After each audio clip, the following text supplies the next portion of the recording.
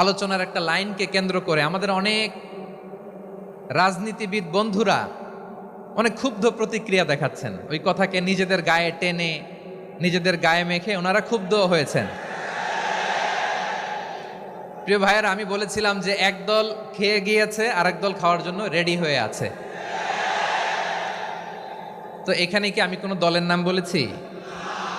বাংলাদেশে 48টা প্রায় নিবন্ধিত রাজনৈতিক দল, কোনো দলের নাম আমি বলিনি। কথাটাকে আমি জেনারেল রেখেছি। দায়ীদের বৈশিষ্ট্যই এটা, দায়ীরা জেনারেলি কথা বলে, যার যেই মেসেজ নেয়ার তারা সেখান থেকে নিয়ে নেয়।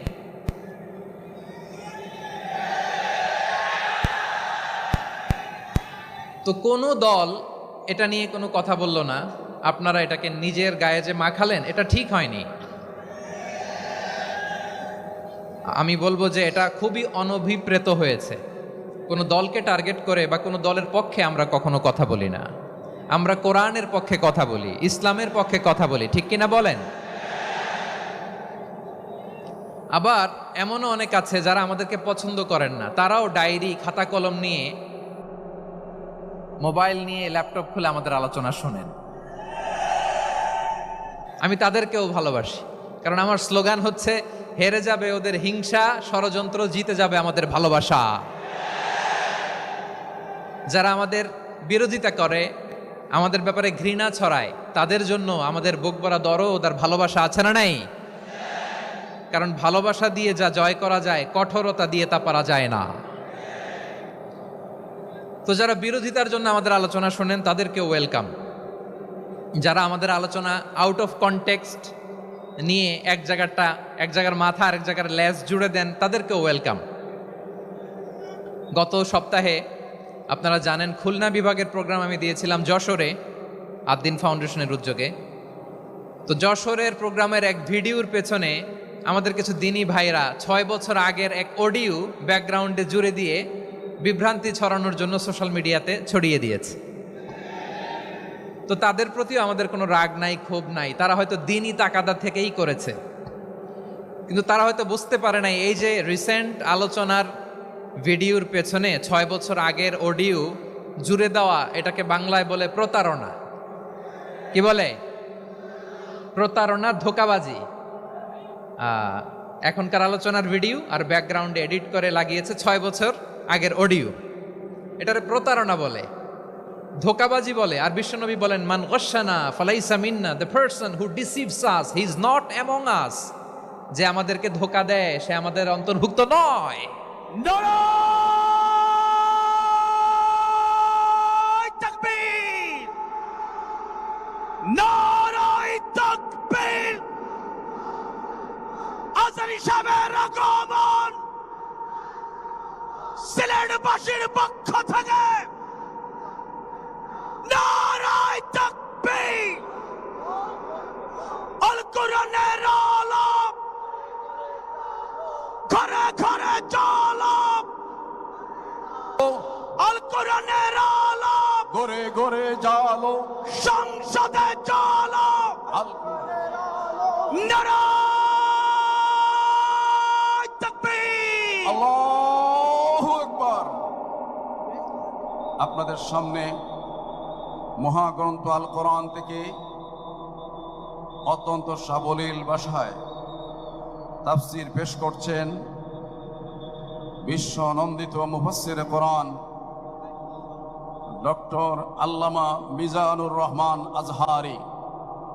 মহাগ্রন্থ আল কোরআন থেকে তাফসীর পেশ করছেন আমাদের সকলের কাঙ্ক্ষিত মেহমান, নন্দিত মুফাসসির কোরআন আল্লামা ডক্টর মিজানুর রহমান আজহারি।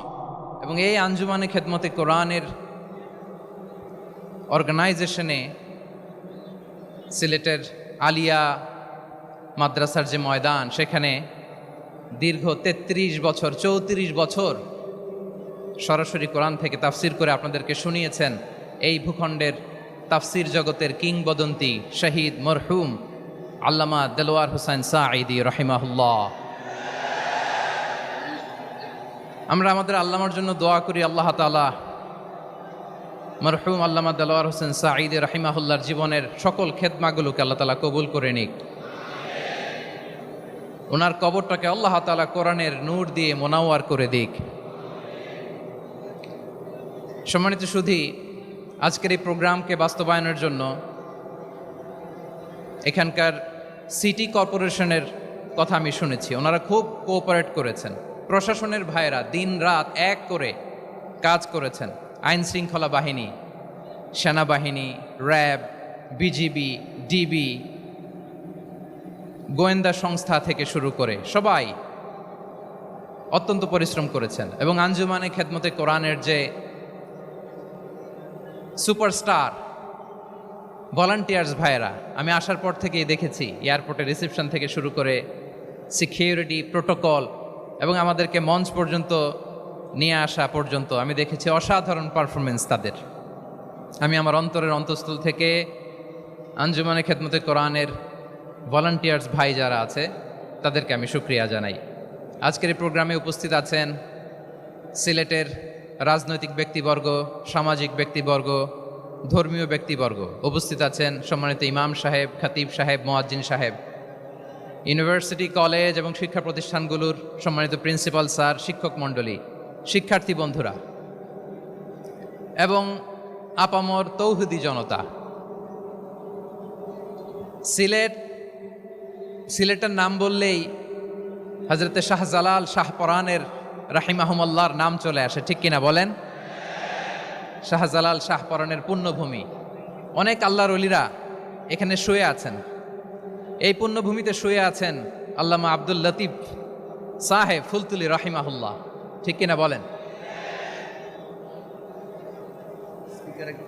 কেরাতের উপরে ওনার অনেক খেদমা গোটা বাংলাদেশ ব্যাপী। আল্লাহ এই খেদমতগুলোকে কবুল করুক, আমরা পড়ি আমিন। এই পুণ্যভূমিতে শুয়ে আছেন হজরত মাওলানা আব্দুল করিম শাইখে কৌড়িয়া রাহিমাহুল্লাহ। আমি এসেই ওনার গল্প শুনলাম আজকে।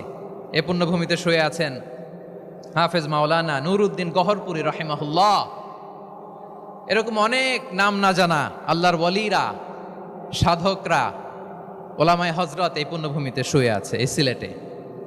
আমরা সকলের জন্য দোয়া করি আল্লাহ তাআলা ওনাদের খেদমতগুলোকে কবুল করে নেক, কোরআনের নূর দিয়ে তাদের কবরগুলোকে আল্লাহ তাআলা মোনাওয়ার করে দেখ। আমরা সবাই পড়ি আমিন।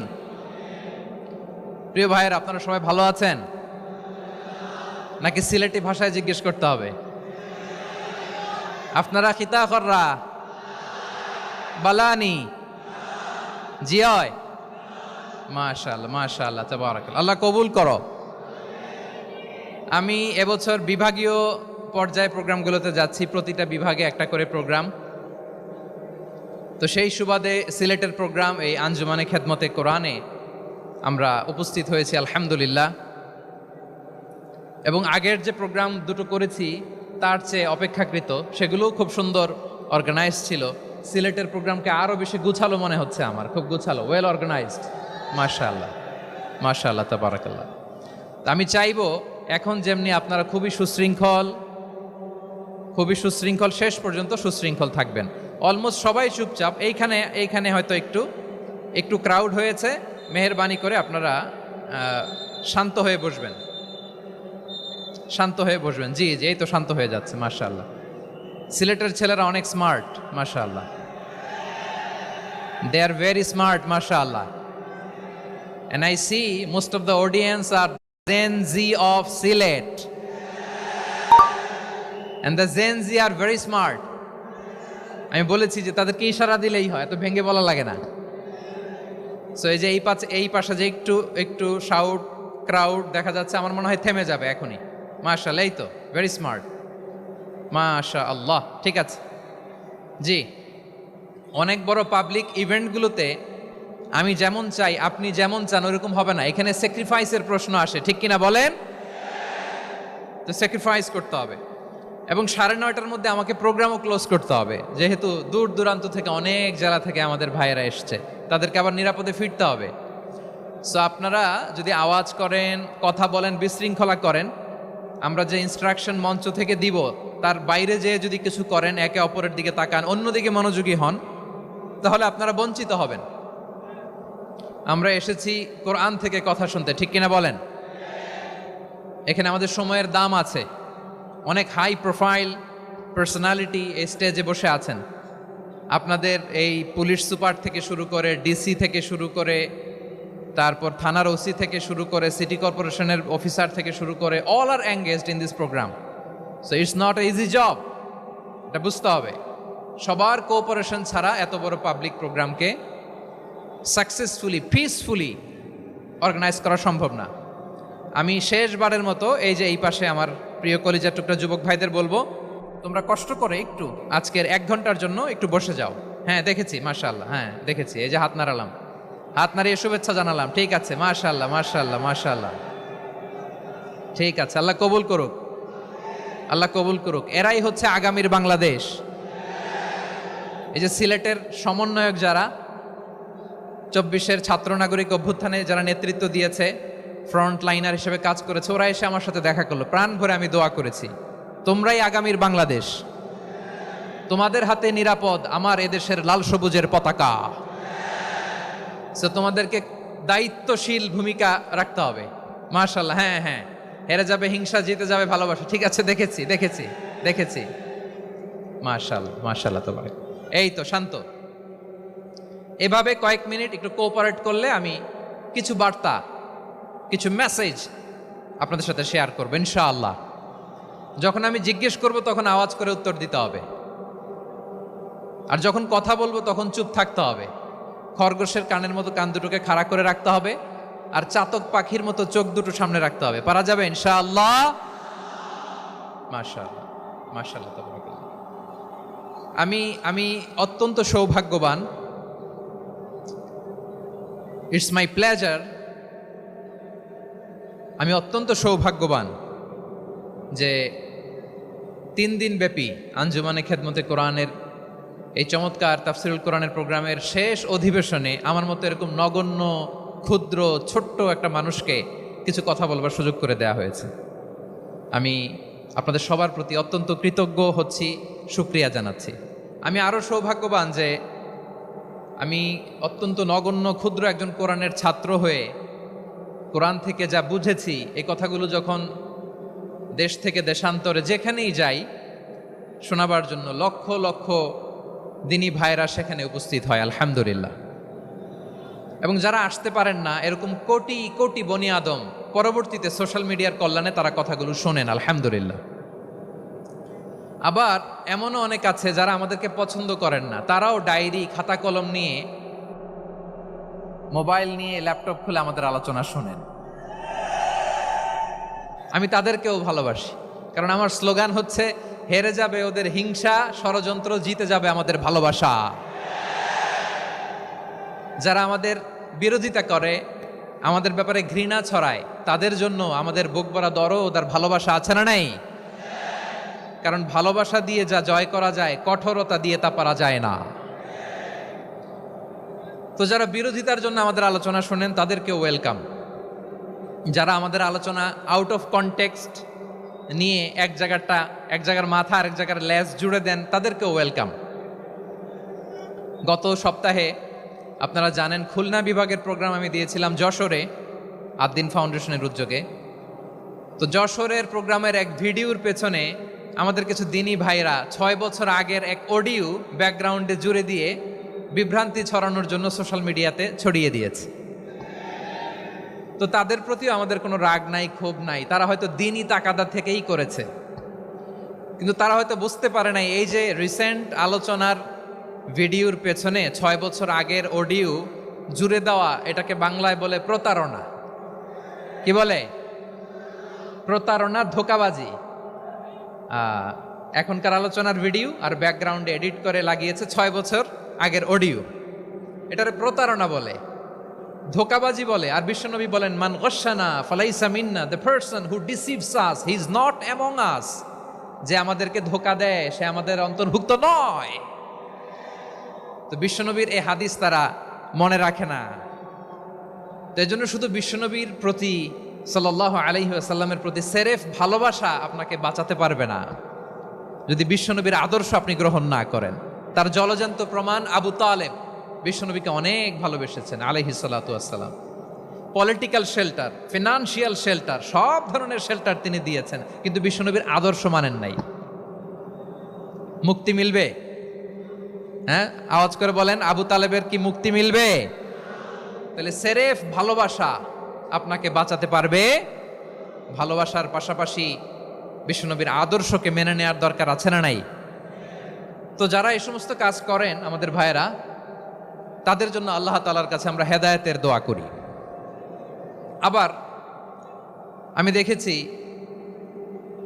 আমার গত সপ্তাহের যশোরের আলোচনার একটা লাইনকে কেন্দ্র করে আমাদের অনেক রাজনীতিবিদ বন্ধুরা অনেক ক্ষুব্ধ প্রতিক্রিয়া দেখাচ্ছেন। ওই কথাকে নিজেদের গায়ে টেনে, নিজেদের গায়ে মেখে ওনারা ক্ষুব্ধ হয়েছেন।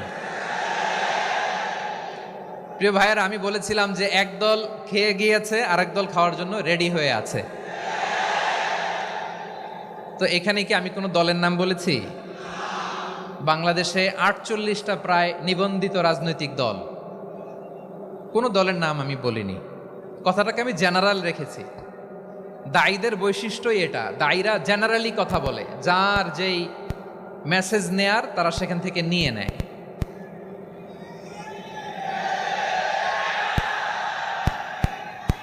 তো কোনো দল এটা নিয়ে কোনো কথা বলল না, আপনারা এটাকে নিজের গায়ে যে মাখালেন, এটা ঠিক হয়নি। আমি বলবো যে এটা খুবই অনভিপ্রেত হয়েছে। কোনো দলকে টার্গেট করে বা কোনো দলের পক্ষে আমরা কখনো কথা বলি না। আমরা কোরআনের পক্ষে কথা বলি, ইসলামের পক্ষে কথা বলি, ঠিক কিনা বলেন?